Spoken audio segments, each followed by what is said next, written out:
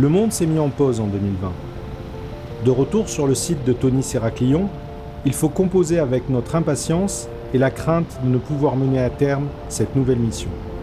Tous les moyens possibles sont mis en œuvre pour protéger l'équipe de la pandémie et faire de Princess Douda le sanctuaire nécessaire à la mission 2021.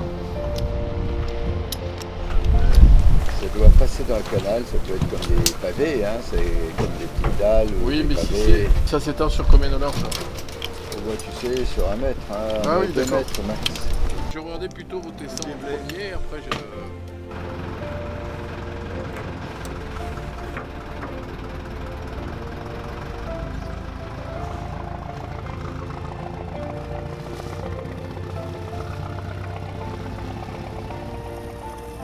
Parmi les découvertes, une galère datant de l'époque ptolémaïque, la dynastie des pharaons grecs, successeurs d'Alexandre en Égypte. Elle sombre suite à la chute de blocs de construction du célèbre temple d'Amon, totalement détruit lors d'un cataclysme au IIe siècle avant notre ère. La galère était amarrée à un débarcadère dans un profond canal qui longeait la face sud du temple lorsque la catastrophe s'est produite. Les blocs de pierre ont cependant protégé ces précieux vestiges navals en les clouant au fond du canal qui a été rempli par les débris du sanctuaire. La galère repose sous près de 5 mètres d'argile dure mêlée aux vestiges du temple.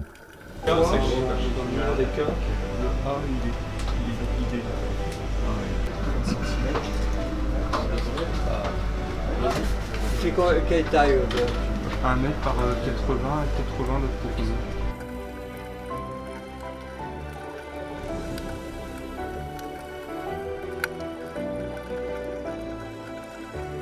Nous sommes 16 plongeurs archéologues à travailler au rythme de 2 plongées par jour, parmi colonnes ou blocs de construction, dans une eau chargée des limons du Nil, remuée par la houle du nord incessante.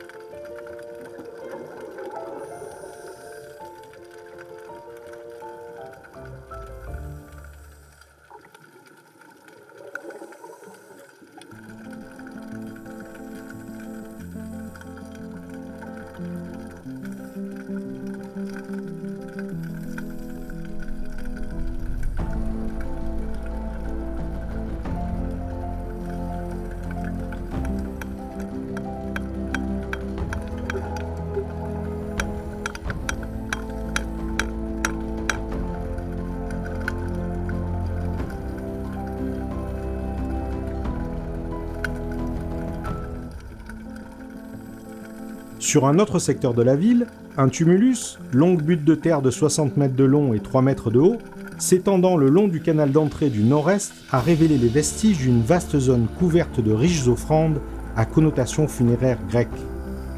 Cette découverte illustre à merveille la présence de marchands et de mercenaires grecs qui vivaient à Tony Sérac-Lyon bien avant l'arrivée d'Alexandre le Grand en Égypte. Cette ville qui contrôlait alors l'entrée de l'Égypte postait à l'embouchure de la branche canopique du Nil, la plus large et navigable dans l'Antiquité. Ça c'était sur J8, au sud, sous des blocs, entre des blocs et sous des blocs. Donc tu as au moins trois éléments de statuaire. Tu as ces jambes avec 2 morceaux là. Tu as ce petit masque grotesque dont la céramique est à peine cuite, donc très fondante. Et une troisième qui était fragmentée, répartie sur environ 50 cm². Les Grecs avaient été autorisés à s'installer dans la ville au cours des dernières dynasties pharaoniques. Ils ont construit leur propre sanctuaire près du grand temple d'Amon. Leurs vestiges sont retrouvés mélangés à ceux du temple égyptien.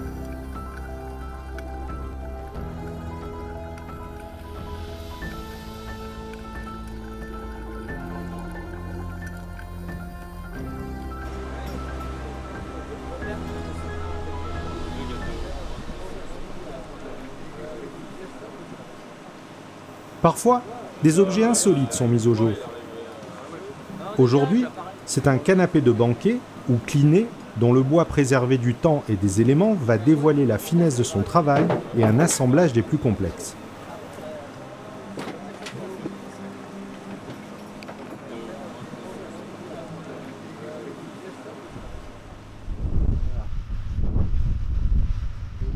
avez la partie supérieure qui a disparu, quoi.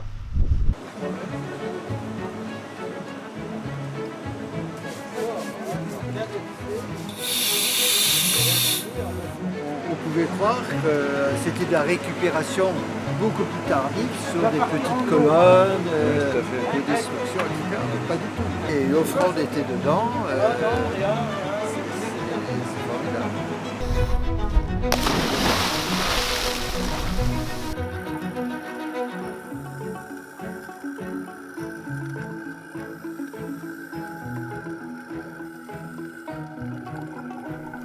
Pendant des siècles, Tonis Héraclion a été le plus grand port de l'Égypte sur la Méditerranée, avant qu'Alexandre le Grand ne fonde Alexandrie en 331 avant notre ère.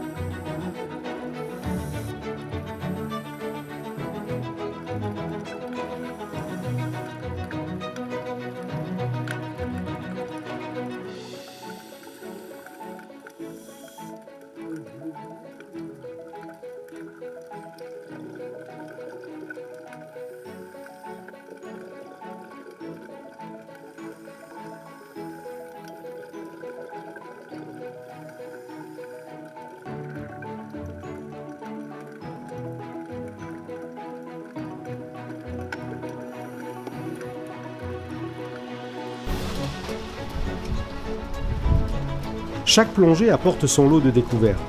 La journée est rythmée par une noria incessante de plongeurs, rigoureusement minutés.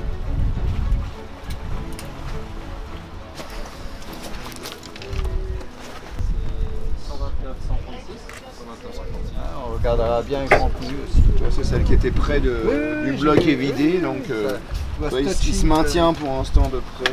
On va la vider en filtrant. Voilà. On va voir ce qu'il y a dedans.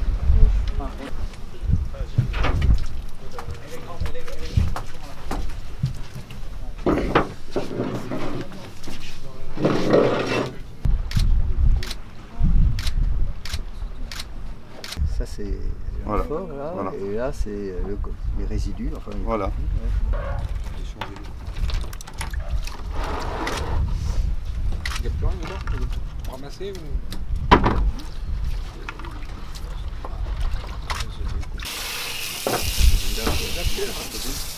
C'est bon? La pause.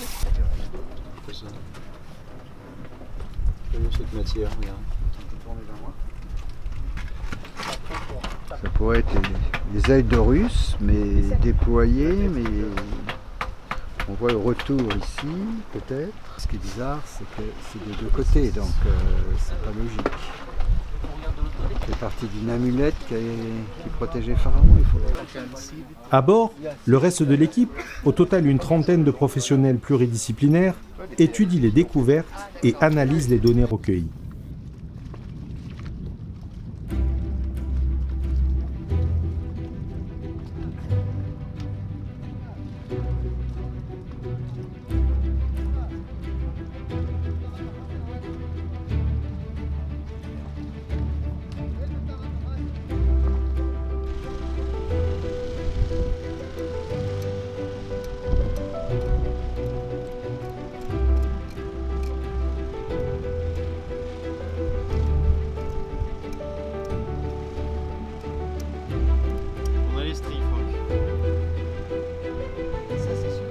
Voilà, il y a 2 mètres dans le 40. Il y avait un petit... ça aussi, je crois que c'est des bons. Regarde un peu. Ça me paraît... 134, t'as déjà pris 19835, c'est Steph qui me rajoute. Je sais pas, 19835. Ok. Merci Mathieu. c'est vrai que... Mais je sais pas, là c'est au-dessus des pierres calcaires, ça a été mis après un petit peu. Ici, le dépôt de fondation, le dépôt de fondation. Perpendiculaire à ça. Tu vois, donc, Non, mais il faut qu'on il y a regarde ce qu'il y a. vraiment quelque chose là. Tu vois. À partir de la coupelle, il y avait une pièce de monnaie avec 1m25 par 35 par 20, orienté au 130. On est juste de l'autre côté du petit canal, du dépôt monétaire. C'est bizarre parce que là, à côté, il y a un bloc avec amalgame mortier. C'est bizarre cette zone-là.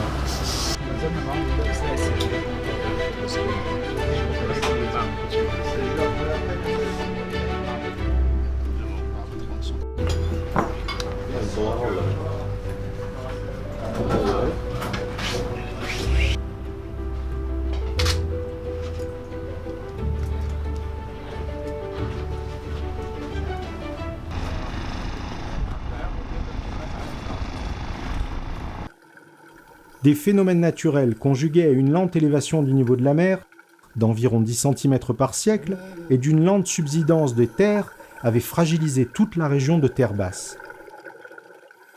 Ce sont des catastrophes naturelles, tremblements de terre et raz-de-marée provoquant la liquéfaction des sols qui ont causé l'engloutissement d'une zone de 110 km² avec les villes de Tony-Serraclion et Canop. Ces deux villes ont été découvertes par l'IEASM, Canop en 1999, Tony-Serraclion en 2000.